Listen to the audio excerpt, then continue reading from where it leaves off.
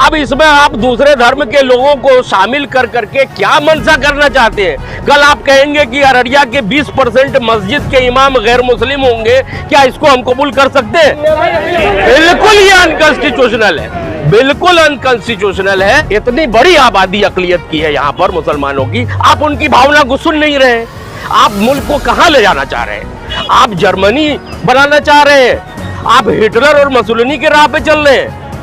जब हिटलर ने इस तरह की कोशिश की, किसी चीज को थोपने की कोशिश की, तो वो जर्मनी की भी तबाही का बास बना और खुद अपनी तबाही का भी बना। मामला ये है कि इसमें जो प्रोपोज्ड अमेंडमेंट है, इसमें 2-4 चीजें ऐसी है जिसको हम किसी भी तरीके से कबूल नहीं कर सकते। एक तो ये है कि जो वक्फ ट्रिब्यूनल होता था, उसमें जो डिस्प्यूटेड मैटर होते थे, उसका फाइनल जजमेंट वक्फ ट्रिब्यूनल से होता था। अब इसमें अपीलेट अथॉरिटी को का प्रोविजन शामिल किया गया है, जो हमको कबूल नहीं है। दूसरी बात ये है कि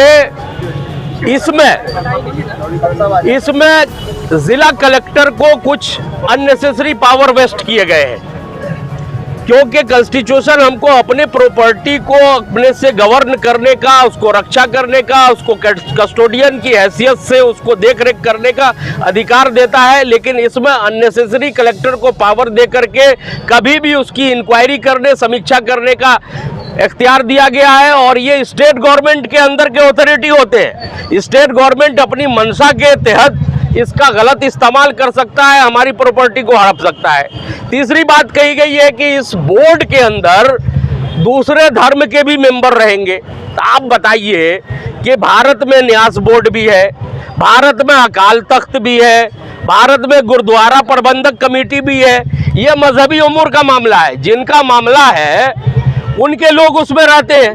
अब इसमें आप दूसरे धर्म के लोगों को शामिल कर करके क्या मंशा करना चाहते हैं? कल आप कहेंगे कि अररिया के 20% मस्जिद के इमाम गैर मुस्लिम होंगे, क्या इसको हम कबूल कर सकते हैं? बिल्कुल ये अनकॉन्स्टिट्यूशनल है, बिल्कुल अनकॉन्स्टिट्यूशनल है। हमारा एहतजाज चल रहा है। आज हम कोई रैली या धरना नहीं दे रहे हैं, आज हम काला बिल्ला लगा कर करके हम इसका एहतजाज कर रहे हैं कि ये अमेंडमेंट हमको किसी भी तरह काबिले कबूल नहीं है।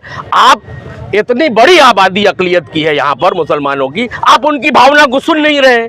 आप मुल्क को कहाँ ले जाना चाह रहे हैं? आप जर्मनी बनाना चाह रहे हैं?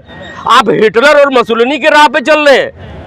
जब हिटलर ने इस तरह की कोशिश की, किसी चीज को थोपने की कोशिश की, तो वो जर्मनी की भी तबाही का बास बना और खुद अपनी तबाही का भी बना। तो हम गवर्नमेंट से अपील करेंगे कि आप हमारी भावनाओं को सुने, आप हमारे जज्बात की कदर करें। अभी जो इन्फोर्स्ड वक्फ एक्ट है वो 1995 का है और इसके ज़रिए वक्फ प्रॉपर्टीज़ को कंट्रोल किया जा रहा है और ये फुल्ली मुस्लिम कम्युनिटी से रिलेटेड है। लेकिन 95 के बाद से आज तक इसमें किसी भी तब्दीली की, किसी भी अमेंडमेंट की मांग मुस्लिम कम्युनिटी की तरफ से नहीं हुई है।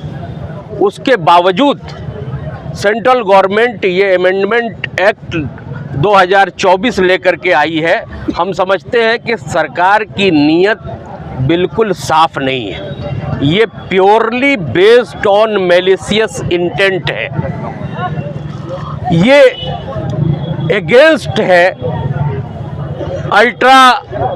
Antithesis to the concept of article 25 of the constitution of India है, जिसमें मजहबी आज़ादी के अधिकार दिए गए हैं। हमारे पूर्वज ने, आबाओ अजदाद ने मिल्ली और मजहबी उमूर के लिए जो प्रॉपर्टीज़ डोनेट की, जो वक्फ की, वो वक्फ के अंदर आती है। आज सरकार उसको किसी न किसी तरीके से मुसलमानों से छीनने की नीयत से उसमें अमेंडमेंट लाई है। तो ये समझते हैं कि अब इस पे हंगामा हुआ पार्लियामेंट में, ज्वाइंट पार्लियामेंट्री कमेटी तश्कील दी गई, लेकिन जेपीसी का शुरू से ही जो व्यवहार रहा, आचरण रहा, वो बाइज्ड रहा और हज़ारों हजार सिग्नेचर कैंपेन हुए, ईमेल से भेजे गए और जो हमारे उसमें जो एहतजाज थे उसको नजरअंदाज कर करके उसके सपोर्ट में, ड्राफ्ट बिल के सपोर्ट में